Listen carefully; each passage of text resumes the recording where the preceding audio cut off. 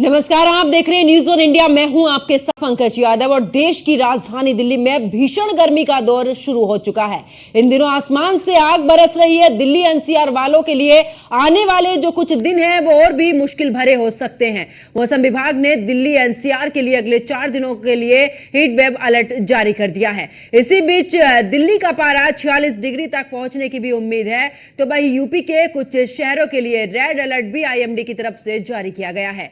दिल्ली के कुछ स्थानों पर कल यानी कि सोमवार की अगर बात की जाए तो अधिकतम तापमान 47 डिग्री सेल्सियस इस दौरान दर्ज किया गया है और आईएमडी के मुताबिक आज भी हालात ऐसे ही बने रहने की भी संभावना है। दिल्ली सहित कई राज्यों में भीषण गर्मी को देखते हुए स्कूलों को बंद रखने के आदेश भी जारी कर दिए गए हैं और ऐसे में आईएमडी की तरफ से भी कहा गया है कि ज्यादा से ज्यादा लोग अपना ख्याल भी रखें। और आपको बता दें कि इस दौरान पानी की व्यवस्था पर भी खास करके ध्यान दिया जाए और साथ ही जब भी घरों से बाहर निकलें आप लोग तो उस दौरान पानी को साथ में लेकर जरूर चलें। और ऐसे में क्योंकि ये हीट वेव है जो कि कई बीमारियों को न्योता इस दौरान दे सकती है, तो ऐसे में अगर बात की जाए तो देश की राजधानी दिल्ली में भीषण गर्मी का दौर जो है वो अब शुरू हो चुका है।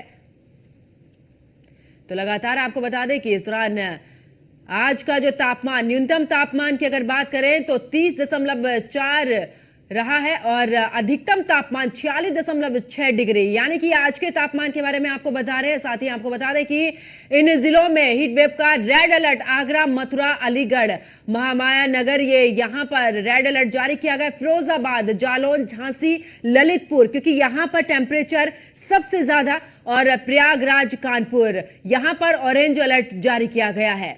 और साथ ही बता दें कि इस दौरान कानपुर, कन्नौज, मेरठ और हापुड़ में भी ऑरेंज अलर्ट जारी किया गया है।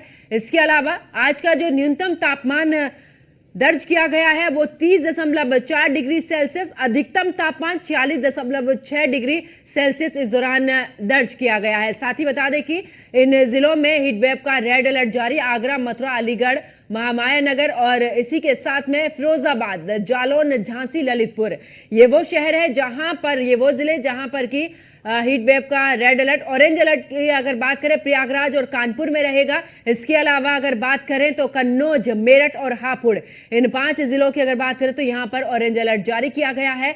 तो आज के तापमान यानी कि कुल मिलाकर बात करें तो गर्मी से हाल बेहाल लोगों का है। घरों से बाहर निकले तो इस दौरान एहतियात बरतते हुए निकले, चाहे छाता या सूती कपड़ा, और साथ ही इस दौरान पानी की व्यवस्था जरूर लेकर चले। और तमाम ऐसे जिले हैं जहां पर हीट वेव को लेकर रेड अलर्ट जारी किया गया है और इसी के साथ में फिरोजाबाद, जालौन, झांसी, ललितपुर, ये वो शहर हैं, वो जिले हैं जहां पर की इस दौरान रेड अलर्ट जारी किया गया है। ऑरेंज अलर्ट प्रयागराज, कानपुर में, और साथ ही आपको बता दें कि इस दौरान बात करें तो कन्नौज, मेरठ और हापुड़, यहां पर भी ऑरेंज अलर्ट जारी किया गया है। तो न्यूनतम तापमान 30.4 डिग्री और अधिकतम तापमान 46.6 डिग्री।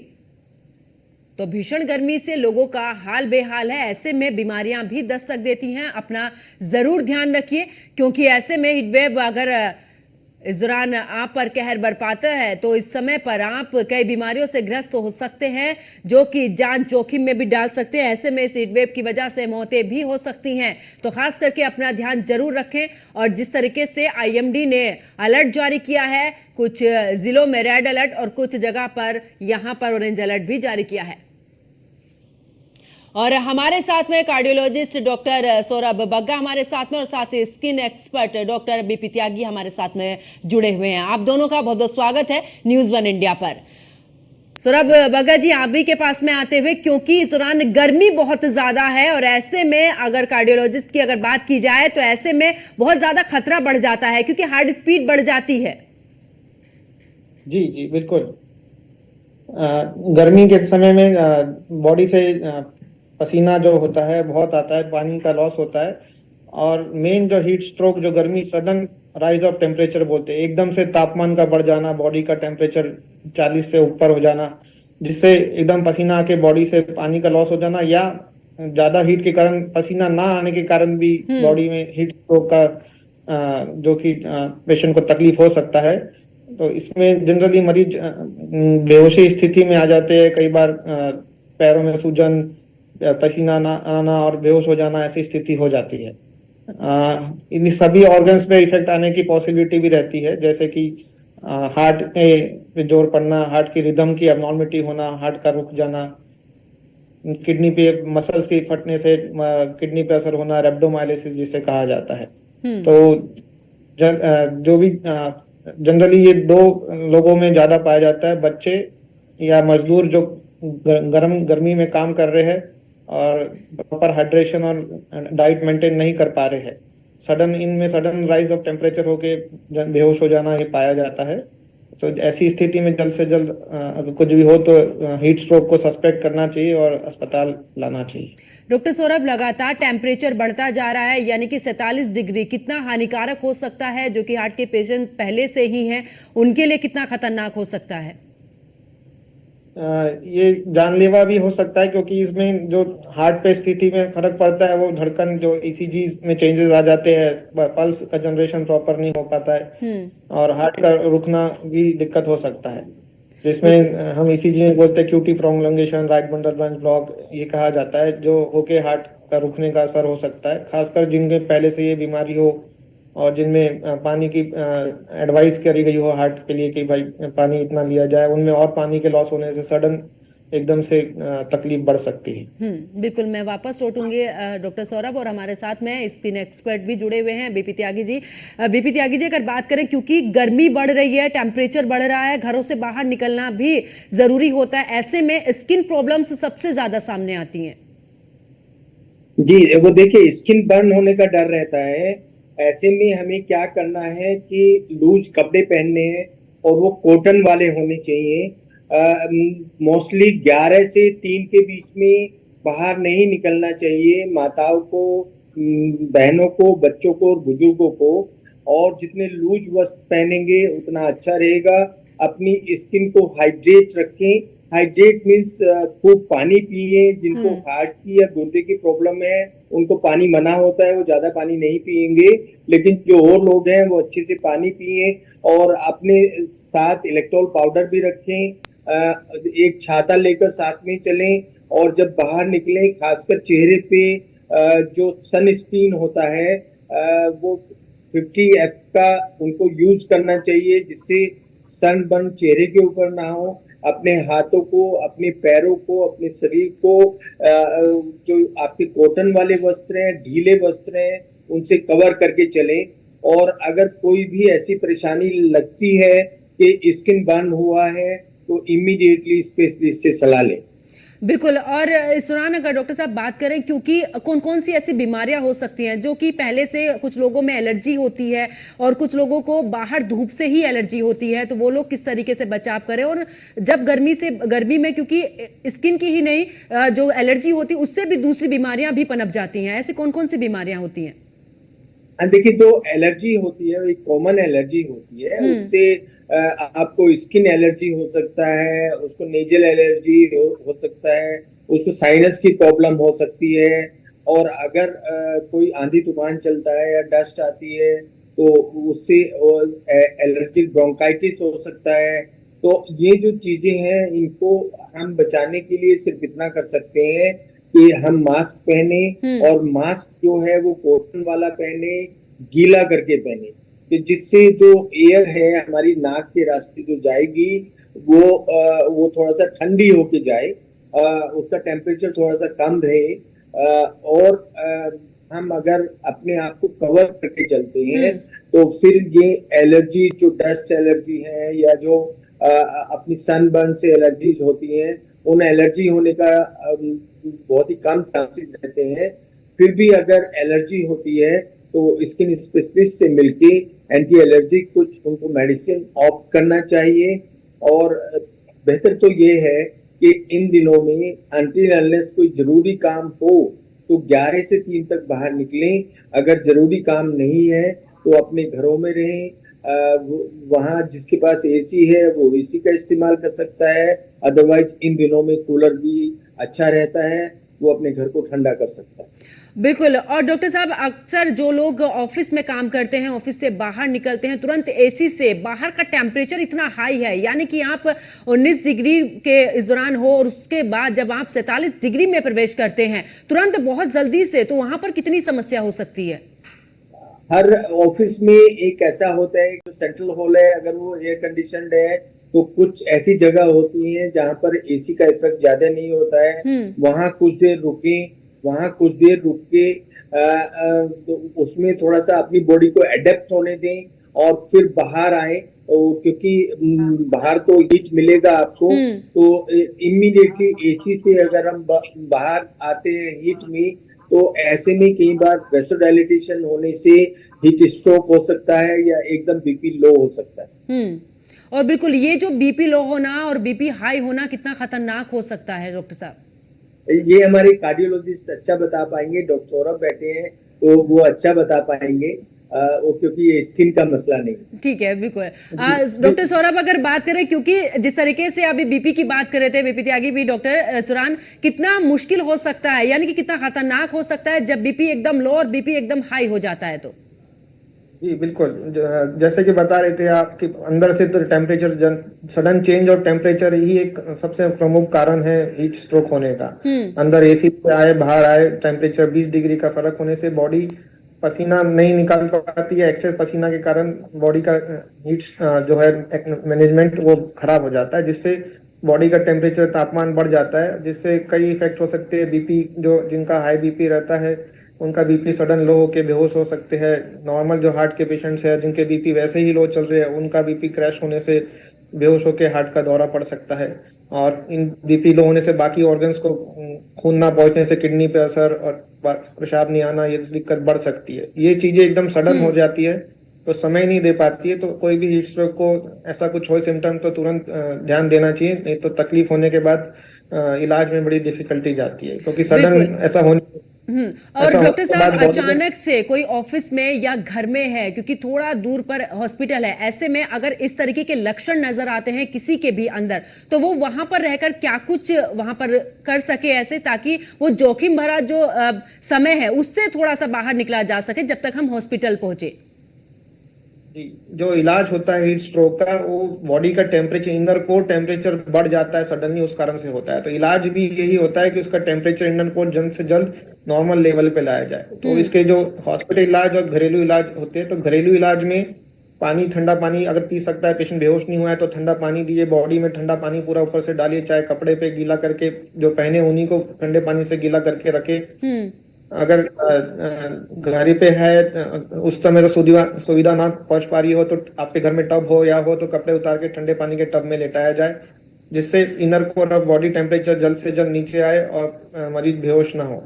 दूसरे जो मैंने आपको बताया कि मसल्स फूल जाना, कड़क हो जाना, स्टीफ हो जाना, बेहोशी हो जाती है, इसके लिए जल्द से जल्द अस्पताल आना ही जरूरी है, क्योंकि मेन टेम्परेचर ठंडा करके कई बार मसल्स की रेब्डोमाइलिसिस हो जाती है, जिससे किडनी में, बॉडी में पानी चढ़ाना पड़ता है, ठंडा पानी किडनी के लिए देखना पड़ता है, कई बार डायलिसिस की भी जरूरत पड़ जाती है, या मसल्स के सूजन होने के कारण उसको चीरा पार के कंपार्टमेंट को भी लूज करना पड़ता है, जिससे मसल्स और डैमेज ना हो। तो घरेलू इलाज, पानी पिलाइए, ठंडा कपड़े रखिए, ठंडे पानी से गीला करिए, टब में डालिए, आइस वाटर इमर्शन बोलते हैं, 22 डाल के टब में लेटा दीजिए, और उनको जब तक हॉस्पिटल ना पहुंच पाए ये कंटिन्यू करना चाहिए। बिल्कुल। और डॉक्टर साहब अगर बात करें, क्योंकि डाइटिंग बड़ा ही अहम रोल निभाती है किसी भी बीमारी के लिए, तो इस दौरान क्योंकि हीट वेव इतना ज्यादा चल रही है, ऐसे में क्या कुछ डाइट में हम लें ताकि हमें इन बीमारियों तक हम ना पहुंच पाए? तो हीट स्ट्रोक के प्रिवेंशन के लिए मेन जो होता है, टेम्परेचर इनर कोर बढ़े ना, इसके लिए पानी का प्रवाही, ठंडा पानी पीते रहे, टेम्परेचर वैसा रखे। डाइट में जो भी इंसान काम कर रहा है उसको साथ में कार्बोहाइड्रेट, हाई डाइट बीच बीच में लेते रहनी चाहिए काम के दौरान, जिससे इस दौरान उसको हीट स्ट्रोक का रिस्क कम हो। इन जनरल पब्लिक को पानी का कमी नहीं होना चाहिए। ठंडी चीजें जैसे आम का पन्ना, वैसे भी नमक का घोल, नींबू पानी, ये सब का सेवन करते रहना चाहिए, जिससे पानी में, बॉडी में नमक की कमी और पानी की कमी ना हो। बिल्कुल। डॉक्टर साहब वापस लौटती हूँ आपके पास में। और बीपी त्यागी, क्योंकि लगातार अगर बात करें, क्योंकि स्किन को लेकर भी डाइट का बड़ा ही खासा ख्याल रखा जाता है। मैं पहले डॉक्टर सौरभ को थोड़ा सा, इन्होंने अभी कहा था कि अगर वो बेहोश हो जाता है पेशेंट तो फिर पानी नहीं पिलाना है, मैं इसको रिपीट करना चाहूंगा। आपके थ्रू ये मैसेज देना चाहूंगा जनता को कि अगर पेशेंट हीट स्ट्रोक से बेहोश हुआ है तो उसके मुंह में पानी ना डाला जाए। अगर हम पानी डालते हैं तो वो फेफड़ों में जा सकता है और उसको न्यूमोनिया हो सकता है। ये बात डॉक्टर सौरभ ने बताई है कि अगर बेहोश है तो उसको पानी ना पिलाया जाए।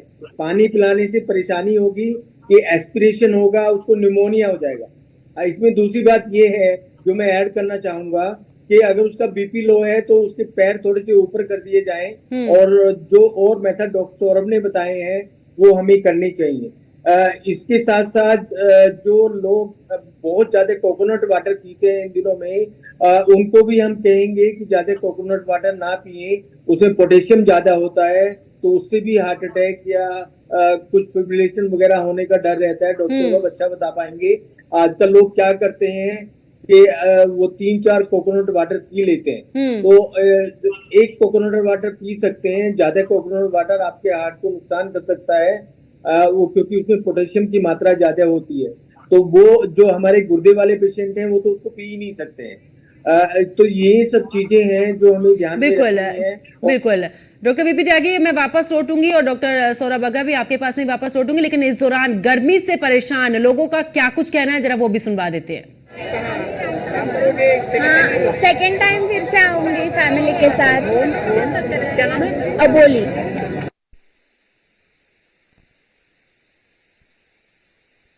तो आप देख रहे हैं किस तरीके से गर्मी से बेहाल यहाँ पर लोग हैं और लगातार टेम्परेचर जो है वो बढ़ता जा रहा है। और बात अगर की जाए तो लोग किस तरीके से परेशान हैं और बिल्कुल जिस तरीके से टेम्परेचर बढ़ता जा रहा है इसको लेकर भी अलर्ट जारी किया गया है। डॉक्टर बीपी त्यागी, आप कुछ जानकारी दे रहे थे इस दौरान। आप देखिए, आपने जो पिक्चरें दिखाई हैं उसमें मैंने ऑब्जर्व किया है कि इसमें से किसी भी मेंबर ने कोई कॉटन क्लॉथ्स नहीं पहना हुआ था। ये सब फैब्रिक जो है ये इन दिनों में नहीं पहनना चाहिए और उससे हम अपनी जो बॉडी है उसको कूल नहीं कर पाएंगे।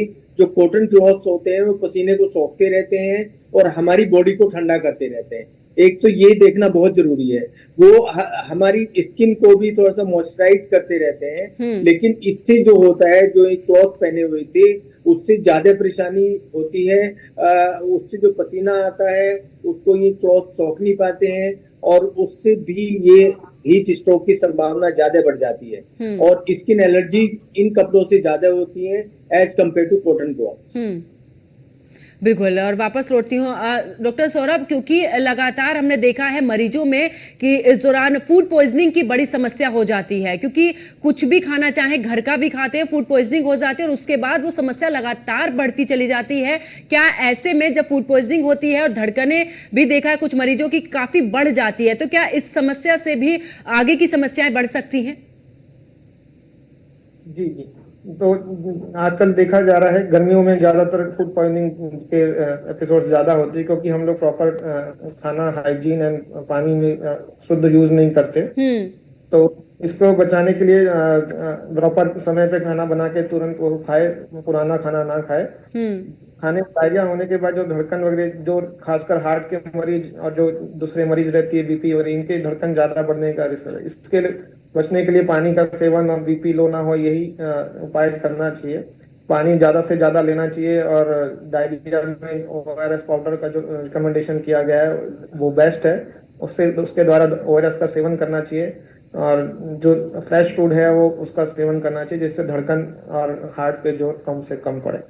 ठीक है, वापस उठते हैं। डॉक्टर बीपी त्यागी, अब जिस तरीके से स्किन की चर्चा यहाँ पर कर रहे थे, कुछ लोगों का रहता है कि वो सनस्क्रीन लगाते हैं लेकिन टाइमिंग जो होती है, कुछ का कहना होता है कि हमें हर 3 घंटे में उसको रिपीट करना है, यानी कि स्किन पर लगाना बहुत जरूरी है। तो क्या अगर जिनके पास समय नहीं है, बाहर गए हुए हैं, ऐसे में उन लोगों को क्या करना चाहिए?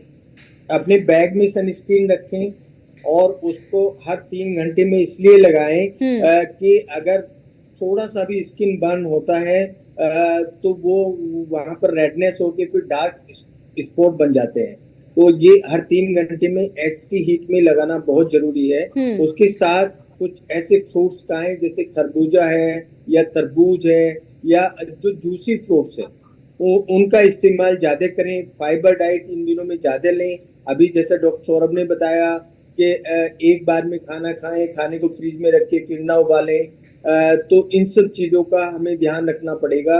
और ये जो हीट वेव होती है और जो कोल्ड वेव होती है वो दोनों ही स्किन को नुकसान पहुंचाती हैं।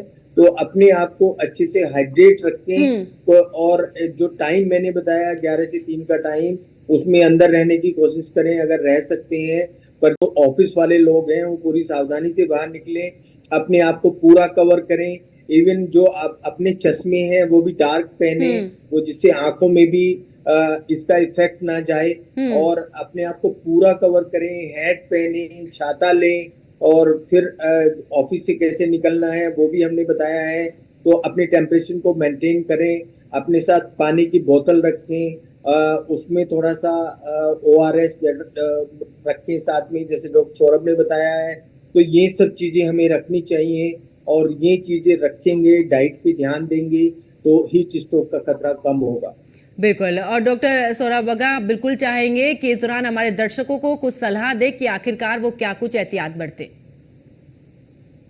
खासकर हार्ट के मरीज जो अपनी दवा ले रहे हैं, टाइम पे दवा ले, अपना ब्लड प्रेशर और बीपी और जो पेशाब की गोलियां होती है, डायबिटीज कहा जाता है, उसका मात्रा गर्मियों में अपने डॉक्टर से सलाह करके उसका डोज कम करना है, जिससे पानी की कमी बॉडी में ना हो, उसका ध्यान रखे। जो बूढ़े और बच्चे हैं उनको खासकर धूप में नहीं निकलना चाहिए। अल्कोहल का सेवन ना करें खासकर दिन के दौरान, जिससे हीट का डिस्पर्शन बॉडी से ना हो पाए, तो जिससे हीट स्ट्रोक का रिस्क कम हो।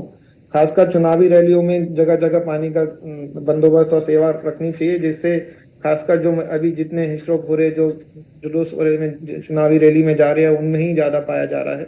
कई पेशेंट ऐसे अस्पताल में आ रहे हैं, तो इन लोग को खासकर अपना कॉटन का कपड़ा, छाते और पानी का सेवन समय समय पे और कार्बोहाइड्रेट डाइट बीच बीच में लेती रहनी चाहिए।